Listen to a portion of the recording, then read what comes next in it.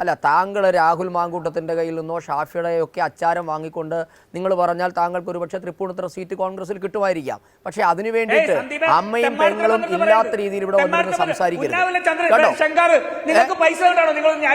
അല്ലല്ല, അത് ഒരു നിമിഷം രാജു, നിങ്ങൾ സംസാരിച്ചപ്പോൾ ഞാൻ മാത്രമാണ് ഇടപെട്ടത്. അത് നിങ്ങളുടെ പാർട്ടിയുടെ നിലപാടിനെ കുറിച്ചുള്ള ചോദ്യങ്ങളായിരുന്നു. ഇപ്പൊ സന്ദീപിനെ പറയാൻ അനുവദിക്കും. മനസ്സിലായില്ലേ? നിങ്ങളുടെ സ്വഭാവമാണ് എനിക്കെന്ന് വിചാരിക്കരുത് രാജു. നിങ്ങളുടെ സ്വഭാവമാണ് എനിക്ക് രാജു, അല്ല മിസ്റ്റർ രാജു, പൈസ മേടിച്ചിട്ട് വന്ന് ന്യായീകരിച്ചാലേ. അല്ല മിസ്റ്റർ രാജു, അല്ല മിസ്റ്റർ രാജു, താങ്കൾ പറയുന്നതിനെക്കാട്ടിലും മികച്ച രീതിയിൽ പ്രാസം ഒപ്പിച്ച് പറയാൻ അറിയാത്ത ആളല്ല എനിക്ക്. അല്ല, അതാ ഞാൻ പറഞ്ഞത്. താങ്കളുടെ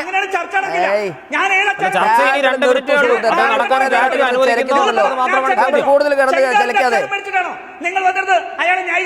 നിങ്ങൾ മിണ്ടാതിരി സുഹൃത്തെ. ഞാൻ പറയട്ടെന്ന്, താങ്കൾക്ക് തിളയ്ക്കുന്നുണ്ടെങ്കിൽ സ്വാഭാവികമായും താങ്കൾ അച്ചാരം വാങ്ങിയത് കൊണ്ടാണ് താങ്കൾക്ക് തിളയ്ക്കുന്നത്.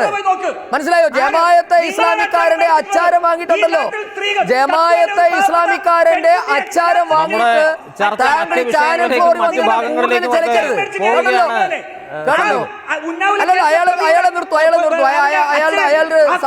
രാജുവിന് ആ പരാമർശത്തോട് പ്രതിഷേധമുണ്ട് എന്ന് മനസ്സിലായി. ആ പരാമർശത്തോട് വിയോജിക്കാം.